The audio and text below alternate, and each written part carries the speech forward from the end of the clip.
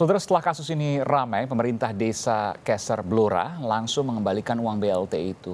Pengembalian disaksikan langsung oleh Bupati Blora Arif Rohman. Apakah kalau uangnya sudah dikembalikan maka dianggap selesai? Kita tanyakan langsung kepada Bupati Blora Arif Rohman. Selamat malam Pak Bupati, sehat selalu. Selamat malam Mas Aiman. Iya, jadi seperti apa pemotongan sampai 300.000? Jadi kalau diberikan kan 1,2 juta, betul ya? Maaf Mas Aiman, ini sebenarnya kejadiannya awal September lalu. Oke. Dan ini adalah BLT terkait dengan dana desa ya, tidak terkait Oh, dengan beda BLT. lagi ya. Berapa jumlahnya harusnya Pak total yang diberikan kepada satu kepala keluarga? Ini jumlahnya 900.000. Oke. Jadi Potongannya 300.000. Jadi 900.000 potongannya 300.000, 30% itu lebih. Nah, ini jadi memang kemarin kita langsung dari Pak Gubernur, kita dapat arahan, kita langsung turun ke desa, kita sampaikan bahwa ini adalah hak masyarakat, tidak boleh dipotong sedikit pun. Kita minta dikembalikan semuanya, dan saya dengan Saber Pungli, dengan Polres juga sudah kita minta untuk tetap memanggil aparat ini biar menjadi pembelajaran untuk daerah desa yang lain.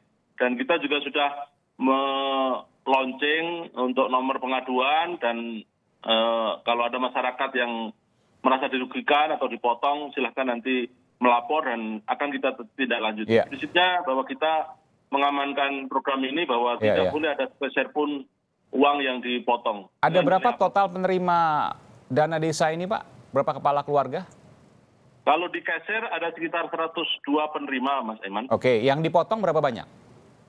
Yang itu istilahnya kan untuk iuran atau untuk infak atau apa ya. Iya. Jadi satu orang satu bulannya 100, itu 3 kali. Jadi ada yang 200, ada yang 300.000 gitu. Totalnya 14.800.000 ini yang dipotong dan semua sudah dikembalikan. Itu yang ketahuan Pak, yang belum ketahuan? Makanya kita bentuk satgas. Kalau kita pukul rata aja ada 100 kepala keluarga, artinya 30 jutaan itu kurang lebih ya? Ya, ini makanya luar biasa loh 30 kita jutaan. minta kepada yang dirugikan untuk bisa melapor kepada kita agar nantinya bisa kita tindak lanjuti gitu, Mas Aiman. Memang benar untuk pembangunan rumah ibadah katanya? Alasannya seperti itu, tapi ketika kita tinjau di lapangannya, musolanya juga belum apa-apa, baru kondisinya. Dan nggak pernah dikasih uangnya? Ya, ini luar makanya biasa. kita kemarin Luar biasa ini. langsung kita minta untuk dikembalikan, Mas Aiman. Oke. Berapa oknum Pak yang diduga terlibat? Apakah hanya kepala desa atau sekretaris desa atau siapa? Mungkin Bapak punya data soal ini yang tengah dijadikan tentu. Sementara ada sekitar 4 orang yang sudah diperiksa oleh Polres. Dan ini sedang kita dalami, Mas Aiman. Apakah ini motifnya untuk memperkaya diri atau seperti apa? Ya. Nanti lebih lanjut akan kita 4 orang di satu desa Pak Bupati ya? Ya. Ada Desa Keser itu. Desa, ada sekretaris, ada perangkat yang lain sudah kita data dan dipanggil oleh Polres Blora. Betul ini kejadian kedua Pak? Siapa Mas Aiman?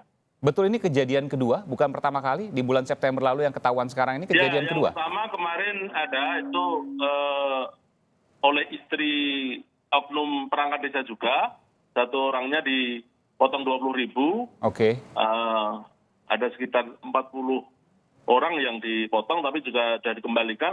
Dalihnya juga untuk posyandu atau iuran apa. Ya. Juga setelah itu dengan Pak Gubernur kami mengumpulkan seluruh kepala desa, kepala kelurahan sekabupaten Rabu yang lalu, dan kita sampaikan arahan bahwa ini apapun tidak dibenarkan. Iya betul. Tentu ini proses hukum dong Pak ya? Siapa? Proses hukum atau bagaimana? Ya, untuk yang Karena 2 kali ini luar biasa. Jadi kita juga sedang menunggu laporan dari masyarakat. Kita dengan Saber Pungli akan mengawasi ini semua, Pak Iman. Oke, yang pertama tadi Pak, kasusnya di Desa Keser juga? Yang pertama itu di Kecamatan Randu Blatung. Ini dari yang bersangkutan, istri oknum perangkat desa, sudah minta maaf dan mengembalikan, dilakukan pembinaan, dan ini menjadi pembelajaran untuk yang lainnya. Jangan Iya. sampai ini Iya, 20.000 ya, nilainya kecil ya, tapi kalau dikali sekian ratus ya tentu besar juga. Tapi 300.000 per satu penerima dikali 100 orang itu luar biasa, 30 jutaan. Yang dikatakan untuk rumah ibadah, tapi sampai dicek sampai saat ini belum ada aliran dana ke rumah ibadah tersebut. Itu kan sebuah hal yang janggal sekali.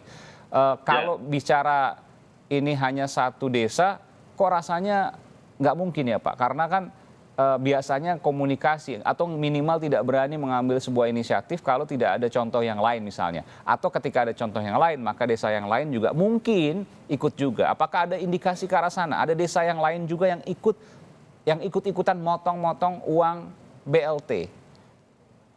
Jadi ada kemarin sudah laporan masuk setelah kita buka aduan masyarakat itu dengan alasan, tapi masih kita dalami ini Mas. Ya. Jadi pemotongannya karena yang menerima ini dirasa kurang merata sehingga dia dipotong untuk dikasihkan kepada masyarakat yang berhak yang belum menerima.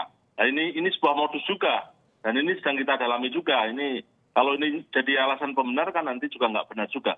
Makanya kita juga sedang dengan Forkopimda, kita dengan kepolisian, dengan Kodim melakukan pendataan ulang Mas Aiman terhadap penerima yang tidak tepat sasaran. Ini juga menjadi concern kita untuk nantinya kita berkoordinasi dengan Kemensos terhadap bantuan yang turun langsung dari pusat ke daerah. Ini kan lewatnya kantor pos, lewatnya himbara bank.